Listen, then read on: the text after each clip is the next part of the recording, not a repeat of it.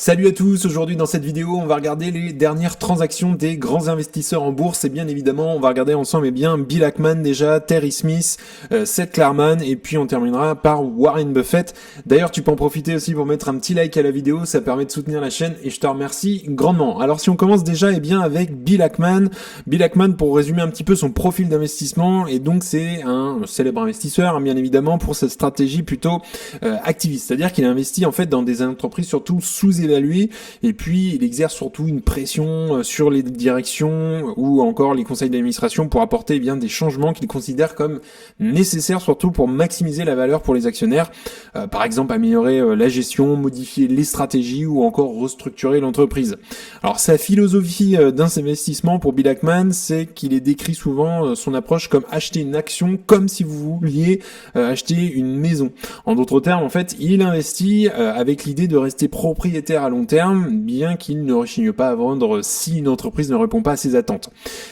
Autre chose sur son style d'investissement, une concentration surtout sur les grandes positions. En fait, Ackman préfère investir massivement dans un nombre limité de sociétés plutôt que diversifier largement. Ça reflète surtout une forte conviction dans ses choix. Et puis également un focus sur les entreprises de qualité. Il privilégie les entreprises ayant un modèle économique solide, une forte génération de flux de trésorerie et aussi des avantages concurrentiels durables. On en parle assez souvent sur la chaîne de ces critères de qualité. Et puis enfin, des prises de position parfois controversé. On sait que Bill Ackman il a souvent été appliqué dans des débats publics avec d'autres investisseurs et entreprises également, notamment ses attaques contre Herbalife qu'il qualifiait de système pyramidal. Alors si on regarde maintenant le portefeuille de Bill Ackman, donc Pershing Square Capital Management, c'est son fonds d'investissement. Et donc on voit au dernier trimestre un peu de mouvement, mais pas trop non plus. Après c'est très concentré. On a du Brookfield quand même, plus 377%. Brookfield, si on regarde un petit peu l'entreprise vraiment en surface, après il faut aller faire ses analyses. C'est une entreprise quand même qui, on va dire, a une bonne croissance du chiffre d'affaires, ça reste assez correct. Mais par contre, c'est sur les autres critères, c'est un petit peu moins bon quand même. Si on regarde en termes d'actions en circulation, on voit qu'ils font pas mal quand même d'émissions d'actions, même si ça a tendance quand même à stagner, mais il y a quand même de la dilution. Si on regarde la marge du free cash flow pour l'entreprise, c'est pareil. Alors si on se met sur 10 ans, on voit quand même que ça s'effondre au fur et à mesure des années. Donc après, à creuser sur l'entreprise, mais il y a eu quand même pas mal de mouvements ce dernier trimestre. Également, il y a eu une vente sur Hilton Worldwide. Chipotle, il n'en a pas racheté ni vendu. Si on regarde, là, il y a un peu de vente ici sur les restaurants brands. Nike, gros mouvement sur Nike, il en a rajouté pas mal quand même, plus 435%. Alors si on regarde un petit peu Nike, c'est une entreprise connue quand même dans tout ce qui est vêtements et accessoires. Alors une entreprise quand même qui commence à avoir un chiffre d'affaires qui croît de manière plus légère par rapport peut-être à ce qu'on a pu avoir avant. On voit surtout que là, entre 2023 et 2024, ça stagne, il n'y a pas de grosse évolution. Donc il y a un petit ralentissement sur ça. Forcément, les free cash flow aussi, ça ralentit un petit peu. Et c'est surtout un petit peu en dents de scie. Le ROCE, il est très bon, pas de problème de dette pour Nike, il y a du rachat d'actions, donc c'est une entreprise quand même mature, Nike dans un portefeuille et qui verse un bon dividende. Et puis on a des marges de free cash flow qui restent quand même acceptables. Donc pas de souci sur Nike à première vue. Je comprends un petit peu aussi son choix.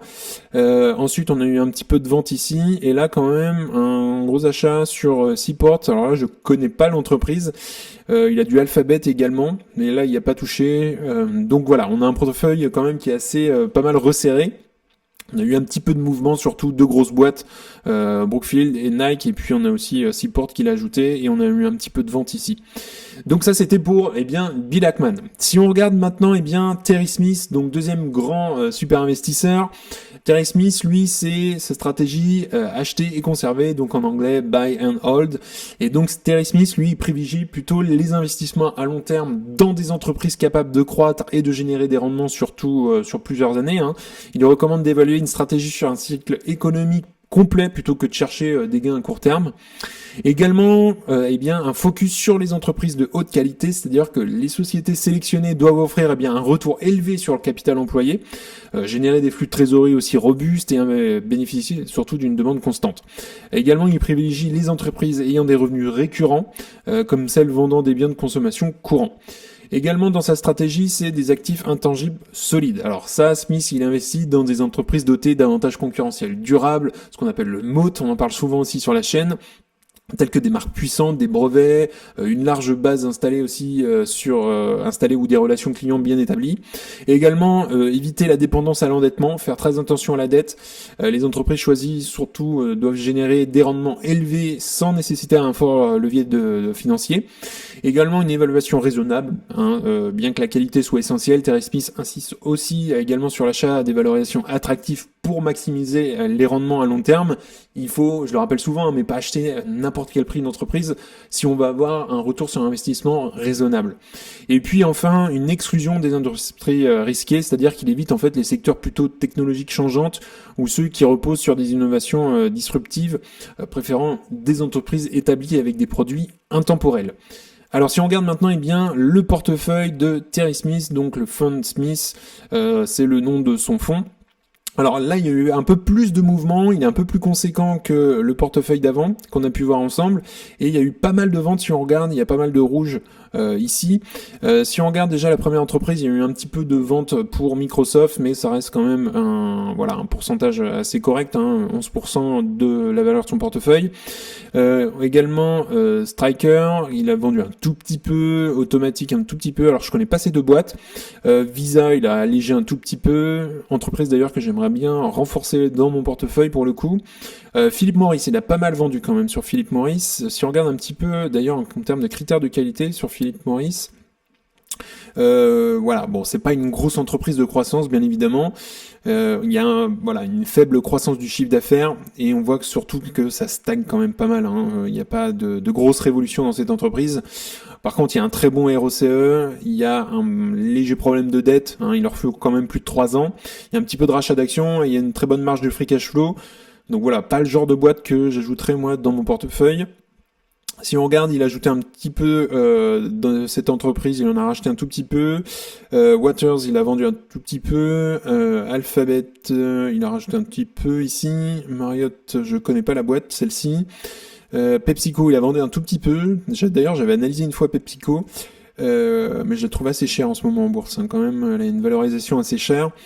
Bon voilà, il n'y a pas de gros mouvements là. Si on descend, moins 10% quand même sur cette boîte. Plus 10 sur Texas Instruments, il a presque tout vendu, presque cette boîte-là, moins 82% quand même. Equifax, moins 20%, Clorox, 7%, alors ces deux boîtes, je les connais pas non plus. Et après le reste, là il y a eu un petit peu d'achat sur Mastercard, McDonald's aussi, Zoetis aussi, Home Depot. Mais si on regarde, on a quand même pas mal de ventes et on a moins d'achats, on va dire, ce trimestre-là, ce qu'il a déclaré notamment dans son fonds. Alors, si on regarde, maintenant, Seth Klarman, autre et troisième investisseur, donc, lui, son approche d'investissement, c'est d'ailleurs une philosophie dans la valeur. Klarman s'inspire vraiment fortement des enseignements de Benjamin Graham. Il cherche des actifs qui se négocient à un prix surtout inférieur à la valeur intrinsèque, un peu dans le style de Warren Buffett d'ailleurs, avec une marge de sécurité en cas d'incertitude. Également de la patience et de la discipline. Klarman est connu pour conserver une part importante de liquidité, souvent entre 30 à 50% du portefeuille, ce qui est assez énorme. Lorsqu'il estime que les opportunités sur le marché sont limitées, il privilégie surtout une approche prudente, évitant les investissements risqués ou surévalués. Également, des investissements non conventionnels. C'est-à-dire Klarman, il investit souvent dans des actifs dépréciés, comme des entreprises en difficulté, ou des titres obligataires en défaut, qu'il juge mal valorisé. Par exemple, il a tiré parti des turbulences de la crise financière de 2008 en achetant des dettes en détresse et des actions surtout ignorées par le marché. Également, quatrième point, ça serait la diversification et gestion du risque. Donc là, Klarman accorde une grande importance à la gestion du risque. Contrairement à de nombreux investisseurs qui se concentrent uniquement sur les rendements, il évalue les risques liés à chaque opportunité. Et puis, on a encore cette vision long terme, bien évidemment. Il n'est pas préoccupé par les fluctuations à court terme. On le répète aussi assez souvent, nous, sur la chaîne. Le court terme, c'est du court terme, c'est les émotions. Il préfère évidemment des stratégies Klarman qui prennent du temps pour se matérialiser et ils visent évidemment le long terme. Alors si on regarde le portefeuille de cette Klarman, donc on voit qu'il y a eu un petit peu de rachat dans cette entreprise, donc Willis Towers, que je ne connais pas personnellement. Il a pas mal racheté aussi du Google, alors il a pas mal renforcé. J'en ai également moi en portefeuille, mais j'aimerais bien le renforcer, mais pas à ce prix. Je la trouve assez chère en ce moment, Alphabet. On voit quand même, ça reste vraiment une super belle entreprise. Environ 17% de croissance du chiffre d'affaires par an. Le free cash flow, c'est pareil, on est à 25%. On a un très bon ROCE à 18%. Pas de problème de dette. En moins de 3 ans, ils peuvent rembourser. On a du rachat d'actions, donc pas de dilution de l'actionnariat. Et puis également, on a une belle marge du free cash flow. Alors si on regarde un petit peu la valorisation d'Alphabet, j'ai un peu de mal à comprendre parce que si on regarde le ratio prix-free cash flow en ce moment, il est à 37 à peu près. Et si on regarde la moyenne à 5 ans, elle était plutôt à 26, la moyenne à 10 ans 27, donc on a quand même 10 points au-dessus. Donc j'ai un peu de mal à comprendre pourquoi il a renforcé, sachant que je la trouve assez chère Alphabet en ce moment. Alors si on regarde Alphabet, on est autour des 170 € l'action, donc effectivement s'il a renforcé, ça sera autour des 160 $ l'action peut-être. Il y avait eu un creux justement un petit peu début septembre autour des 150 $. D'ailleurs moi c'est un prix qui m'intéresse, sous les 150 $. Donc, mais après on est toujours autour des 160, stagne un petit peu d'ailleurs Alphabet en bourse depuis quelques mois. On avait eu quand même une reprise ici autour des 180, mais elle a rechuté. Il y a un petit peu de mauvaises nouvelles en ce moment aussi autour de Alphabet. Alors si on regarde la suite du portefeuille de Seth Klarman, donc on a eu un peu de vente ici, moins 37%. Sur CRH, ensuite Wesco, on a eu un petit peu de rachat, Dollar également, il a pas mal renforcé. Un petit peu de vente ici, rachat sur Eagle. Et puis si on regarde la fin de portefeuille, donc oui, alors il y a eu pas mal de transactions quand même ce mois-ci. On a eu pas mal de ventes. Il a liquidé vraiment une bonne dizaine d'entreprises. Et on a eu 5 entreprises qui sont rentrées en portefeuille. Alors Liberty, je connais un peu la boîte, Restaurant Bretz, on en l'a vu tout à l'heure également. Mais il faudrait creuser évidemment si vous souhaitez aller plus loin sur ces entreprises-là. Alors maintenant pour terminer, on va regarder le portefeuille d'un des plus grands investisseurs. Eh bien c'est Warren Buffett. Donc sa philosophie de l'investissement est basée sur la valeur. Évidemment, il est inspiré de son mentor Benjamin Graham. En fait, Buffett, il applique les principes de l'investissement axé sur la valeur, tout simplement acheter des entreprises sous-évaluées. Il recherche des actions dont le prix de marché est inférieur à la valeur intrinsèque. Évidemment, une marge de sécurité, on en a parlé tout à l'heure avec Seth Klarman, il assure qu'une entreprise dispose d'une solide marge de sécurité, évidemment pour éviter les risques. Et puis, lui, sa philosophie, c'est l'investissement long terme. On le retrouve chez pas mal de grands investisseurs. Buffett adopte une approche acheter et conserver. Donc le buy and hold, on l'a vu tout à l'heure, il investit dans des entreprises avec l'intention de les conserver indéfiniment et préférant celles ayant des modèles économiques solides et durables. Et également, un focus sur les entreprises de qualité. Évidemment, Buffett, il privilégie les entreprises avec des avantages concurrentiels durables, donc le moat, comme des marques puissantes ou des barrières à l'entrée. Et puis, il aime les sociétés générant surtout des flux de trésorerie prévisibles, ayant peu de dettes et bien des dirigeants surtout compétents et honnêtes. C'est très important. Quatrième point, c'est évidemment éviter les entreprises qu'il ne comprend pas. Il va vraiment les mettre de côté, lui. Buffett, il évite vraiment les industries qu'il ne maîtrise pas, comme les technologies trop complexes. Cette discipline, d'ailleurs, l'a souvent protégé contre les bulles spéculatives, bien qu'il ait parfois raté, évidemment, des opportunités dans des secteurs en forte croissance. Et puis ensuite, évidemment, investir dans l'économie réelle au lieu de spéculer sur des mouvements de marché. Eh bien, Buffett investit dans des entreprises qui produisent des biens et des services utiles, surtout avec un modèle économique simple et stable. Par exemple, on a Coca-Cola qu'il a dans son portefeuille, une marque forte, un produit intemporel. Franchement, ça fait des années que ça n'a pas bougé. Apple, une entreprise qui, évidemment, combinant innovation et fidélité client. Et puis, il a également dans les banques, Bank of America justement, ou encore American Express, des institutions financières qui sont plutôt bien gérées. Alors maintenant, si on regarde le portefeuille de Berkshire Hathaway, donc on a eu quand même encore, il avait déjà commencé cette année en 2024 à vendre du Apple, il a encore au dernier trimestre revendu du Apple. Alors, en même temps, ça représentait déjà au moins 50% de son portefeuille Apple à un moment donné. Et puis étant donné qu'on est quand même sur une valorisation assez élevée pour Apple, si on regarde, c'est une belle boîte, franchement, il y a pas grand chose à dire quand même. Un petit ralentissement peut-être du chiffre d'affaires ces dernières années, on voit quand même que ça a pas bougé, surtout depuis 2022, même 2021, 2022, ça stagne un peu en termes de chiffre d'affaires. Donc à voir comment ça se profile sur les prochaines années. Mais effectivement, si on regarde le ratio prix-free cash flow, on est à 32, la moyenne 5 ans était à 26 et la moyenne 10 ans quand même était à 20. Donc je comprends aussi, ça représente déjà aussi une bonne partie de son portefeuille quand c'était quand même à plus de 50%. On est aussi sur une valorisation, donc il vend, ça fait un peu de cash aussi qui rentre. Et également, on a eu Bank of America qui l'a vendu aussi, moins 22%. Bank of America, je n'y touche pas trop, c'est un secteur, le bancaire, que je maîtrise pas trop, pour le coup, donc je n'y touche pas, tout simplement.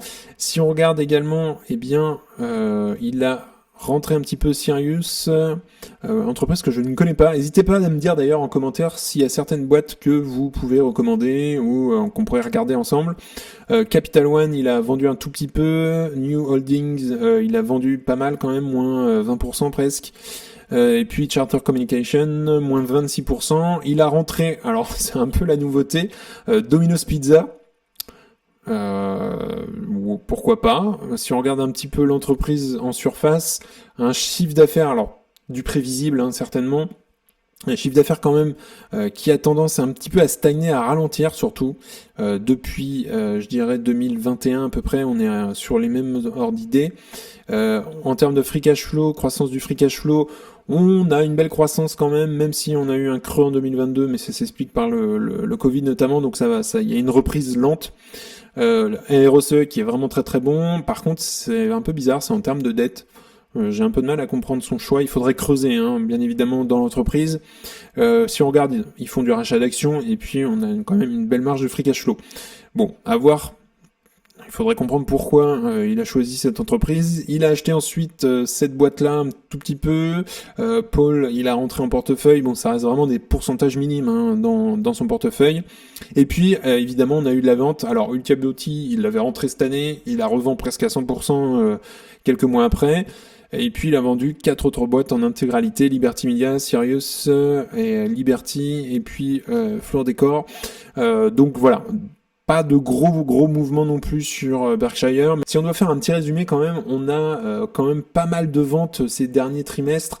On est quand même sur un marché qui est assez haut en ce moment et je comprends, voilà, si on regarde un petit peu les 4 grands investisseurs qu'on a vus là aujourd'hui, il y a pas mal de ventes.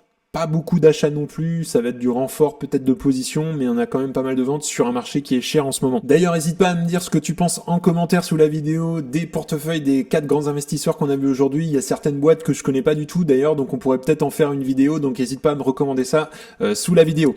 Si tu souhaites aller plus loin également, eh bien dans le premier lien en description, tu auras accès à You Can Invest App, donc tu auras accès dans ton espace membre à ma watchlist avec les objectifs de prix. Tu auras également accès aux best stocks, donc c'est les meilleures actions à détenir dans ton portefeuille. Ensuite, tu pourras faire un discounted cash flow également pour estimer le juste prix à payer pour une action. Et puis, enfin, tu auras accès à des appels vidéo pour analyser, ensemble une action. Ça peut être ton portefeuille par les bourses de manière générale. Également, si tu souhaites accéder à FastGraph, c'est un des sites que j'utilise pour analyser les actions. Tu as 25% lors de l'inscription sur le prix. Donc, le lien est également dans la description. En tout cas, on en a fini pour aujourd'hui. N'hésite pas à liker la vidéo, à t'abonner. Ça fera grandir la communauté et puis ça me soutient. Si tu souhaites regarder une autre vidéo, tu peux cliquer juste ici. En tout cas, je te souhaite une excellente journée et à bientôt pour une prochaine vidéo. Salut!